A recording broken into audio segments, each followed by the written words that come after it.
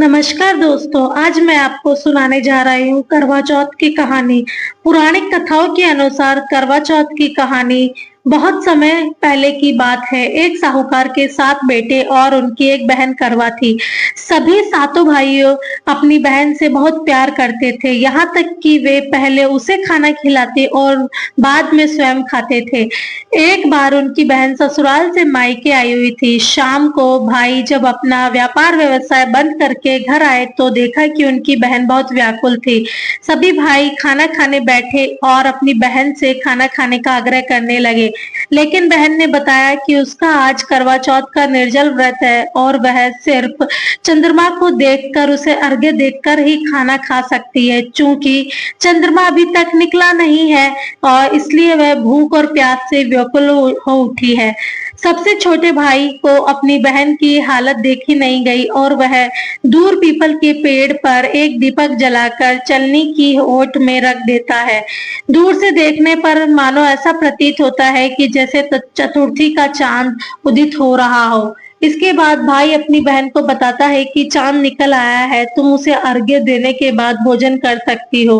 बहन खुशी के मारे सीढ़ियों पर चढ़कर चांद को देखती है, उसे अर्घ्य देकर खाना खाने को बैठ जाती है।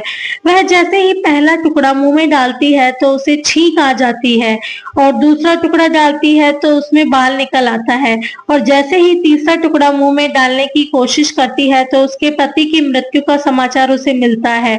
वह बौखला जाती है। उसकी भाभी उससे सच्चाई से अवगत कराती है कि उसके साथ ऐसा क्यों हुआ है।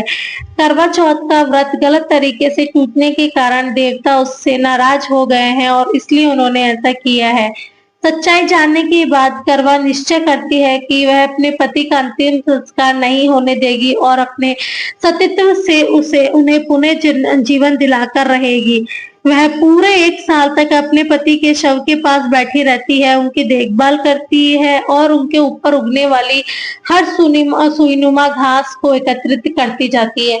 1 साल बाद फिर वही करवा चौथ का दिन आता है। उसकी सभी भाभियां करवा चौथ का व्रत रखती है।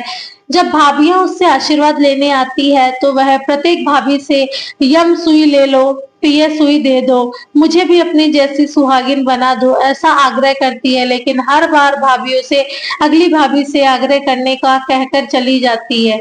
इस प्रकार जब छठे नंबर की भाभी आती है तो उससे भी करवा यही दोहराती है।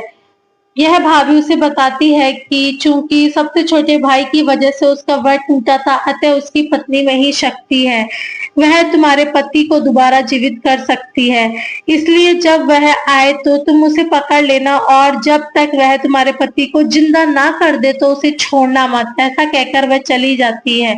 सबसे अंत में छोटी भाभी आ जाती है। करवा उनसे भी सुहागिन बनने का आग्रह करती है, लेकिन वह टालमटोल करने लगती है। इसे देख करवा उन्हें जोर से पकड़ लेती है और अपने सुहाग को जिंदा करने के लिए कहती है। भाभी उससे छुड़ाने के लिए नोचती है, खसोटती है, लेकिन करवा नहीं छोड़ती।